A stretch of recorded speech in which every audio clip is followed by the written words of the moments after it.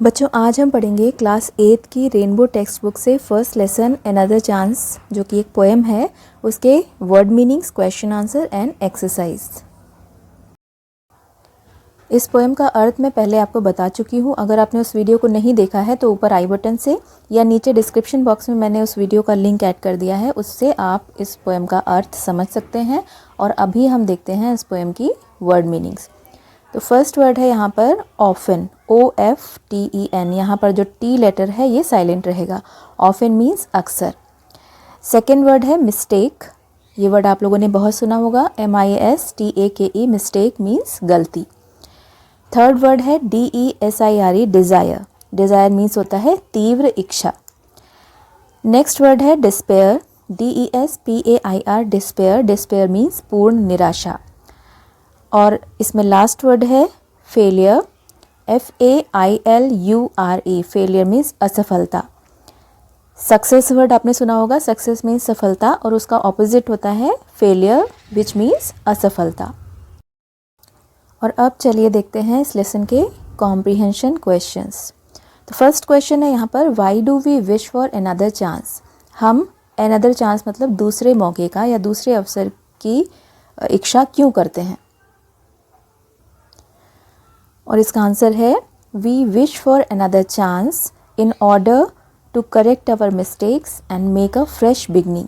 हम another chance means दूसरे मौके की इच्छा करते हैं, इन ऑर्डर टू मीन्स के लिए, करेक्ट अवर मिस्टेक्स, मिस्टेक्स मैंने अभी आपने पढ़ा था गलतियाँ, और करेक्ट करना मतलब सुधारना, अपनी गलतियों को सुधारने के लिए। And make a fresh beginning, और नई, फ्रेश बिगनिंग मीन्स नई शुरुआत करने के लिए। हम अपनी गलतियों को सुधारने के लिए और नई शुरुआत करने के लिए अनदर चांस यानी दूसरे अवसर की इच्छा करते हैं।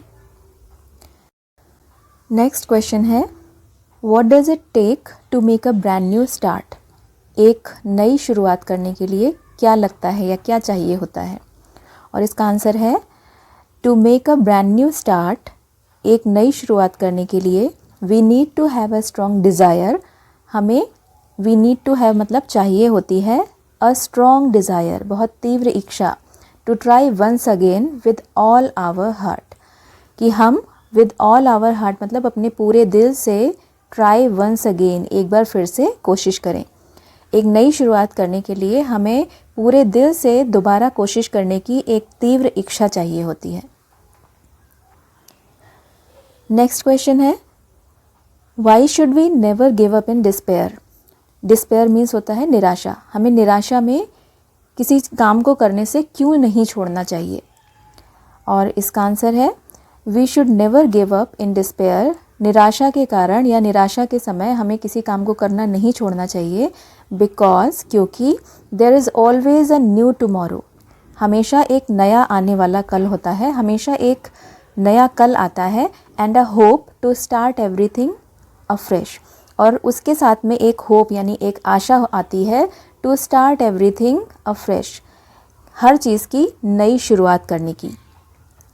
हमें किसी भी काम को निराशा में इसलिए नहीं छोड़ना चाहिए क्योंकि हर आने वाले कल के साथ हमें एक आशा मिलती है कि हम किसी भी काम, उस काम को हम दोबारा से नए सिरे से स्टार्ट कर सकते हैं। नेक्स्ट क्वेश्चन है, what lesson do we learn from the poem. इस पोएम से हम क्या सीखते हैं, क्या हमें शिक्षा मिलती है। और इसका आंसर है, from this poem we learn that although we may commit mistakes and face failures, yet there is always a hope for a next chance in our lives. We must have a strong desire to try once again and make our lives better. From this poem means इस poem से, इस कविता से, we learn हम ये सीखते हैं, that means कि, although मतलब हालांकि, यद्यपि, we may commit mistakes हम गलतियाँ कर सकते हैं किसी काम को करने में, and face failures और उस काम में हमें फेलियर भी यानी असफलता भी मिल सकती है, असफलता का सामना भी करना पड़ सकता है।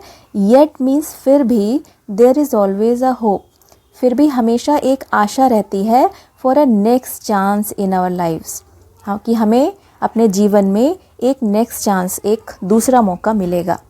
We must have a strong desire, हमारे पास केवल एक तीव्र इच्छा होनी चाहिए, टू ट्राई वंस अगेन दोबारा कोशिश करने की, and make our lifes better, और अपने जीवन को बेटर यानी बेहतर बनाने की। सेकेंड एक्सरसाइज है match the following to complete the lines of the poem. नीचे जो कॉलम्स लिखे हुए हैं उनमें जो लाइन्स हैं उनको मैच करना है जिससे कि पोएम की लाइन्स कंप्लीट हो जाएं। कॉलम ए की लाइन्स को कॉलम बी की लाइन से इस तरह से मैच करना है कि पोएम की जो लाइन्स है वो कंप्लीट हो जाएं। तो इसके लिए पहले चलिए हम इस पोएम की लाइन्स देख लेते हैं। कॉलम ए में फर्स्ट लाइन दी हुई है a chance to blot out. तो यहाँ देखिए ये लाइन यहाँ पर लिखी हुई है चांस टू ब्लॉट आउट। इसके आगे हम क्या लिख देंगे कि लाइन कंप्लीट हो जाएगी, आवर मिस्टेक्स। सेकेंड है इट ओनली टेक्स। पोएम में यहाँ पर लिखा हुआ है इट ओनली टेक्स। इसके आगे हमें क्या लिखना है कि लाइन कंप्लीट हो जाए, अ डीप डिज़ायर। फिर थर्ड है टू ऐड अ लिटिल।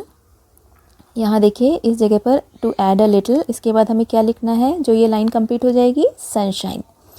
और लास्ट है सो नेवर गिव अप। सो नेवर गिव अप हम क्या लिख देंगे कि लाइन कंप्लीट हो जाए, इन डिस्पेयर। तो इस तरह से अगर हम ये आगे के वाक्यांश लिख देंगे तो ये लाइंस कंप्लीट हो जाएंगी।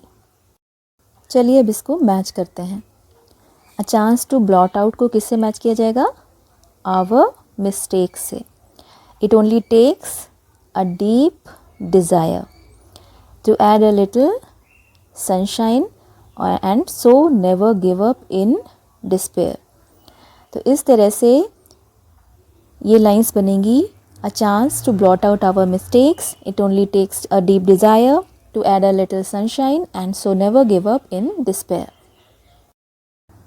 नेक्स्ट एक्सरसाइज जो है वो आपकी वर्ड पावर को स्ट्रॉन्ग बनाने के लिए है। और इसमें फर्स्ट एक्सरसाइज है रीड द पोएम। पोएम को पढ़िए and right the antonyms of the following words. और फॉलोइंग वर्ड्स मतलब नीचे लिखे हुए इन शब्दों के एंटोनिम्स। एंटोनिम्स मीन्स विलोम शब्द लिखिए, ऑपोजिट वर्ड्स लिखिए। तो पहले हम पोएम में देखते हैं इनके ऑपोजिट वर्ड्स कहाँ लिखे हुए हैं। सक्सेस की मीनिंग होती है सफलता, और सफलता का ऑपोजिट होता है असफलता। असफलता को इंग्लिश में कहते हैं फेलियर, जो कि यहाँ लिखा हुआ है। नेक्स्ट वर्ड है ओल्ड। ओल्ड मीन्स पुराना, इसका ऑपोजिट होता है नया, जिसको इंग्लिश में कहते हैं न्यू। नेक्स्ट वर्ड है शैलो। शैलो मीन्स उथला, जो कि गहरा ना हो, तो इसका ऑपोजिट क्या हुआ, डीप। डीप मीन्स गहरा, शैलो मीन्स उथला, जो कि गहरा ना हो। नेक्स्ट वर्ड है नेवर। नेवर मीन्स आपको पता होगा, नेवर मीन्स कभी नहीं, और इसका ऑपोजिट होता है ऑलवेज। नेक्स्ट वर्ड है एंड। एंड मीन्स समाप्ति, और एंड का ऑपोजिट होता है स्टार्ट। और लास्ट वर्ड है डिस्पेयर मीन्स निराशा, और निराशा का अपोजिट होता है आशा, जिसको इंग्लिश में बोलते हैं होप। तो इस तरह इन वर्ड्स के ऑपोजिट वर्ड्स हुए सक्सेस का ऑपोजिट फेलियर, ओल्ड का ऑपोजिट न्यू, शैलो का एंटोनिम यानी ऑपोजिट वर्ड डीप, नेवर का एंटोनिम ऑलवेज, एंड का एंटोनिम स्टार्ट, और एंड का एंटोनिम एक और होता है जो कि इस पोएम में यूज़ भी किया गया है, वो है बिगिनिंग। और डिस्पेयर यानी निराशा का ऑपोजिट होता है होप। नेक्स्ट एक्सरसाइज है right 3 rhyming words for the words given below. 3 rhyming words लिखने हैं उन शब्दों के लिए जो कि नीचे दिए गए हैं। ये 3 शब्द नीचे दिए गए हैं, इन तीनों शब्दों के लिए 3 राइमिंग वर्ड्स लिखने हैं। अब राइमिंग वर्ड्स क्या होता है, rhyming words are 2 or more words that have the same or similar ending sound। 2 या 2 से अधिक ऐसे शब्द जिनकी एंडिंग साउंड, जिनको बोलने पर एंड में जो साउंड निकलती है, ध्वनि निकलती है, वो सेम होती है, इस तरह के वर्ड्स राइमिंग वर्ड्स कहलाते हैं। Some examples of rhyming words are goat, boat, coat. ये एग्जाम्पल्स दिए हुए हैं।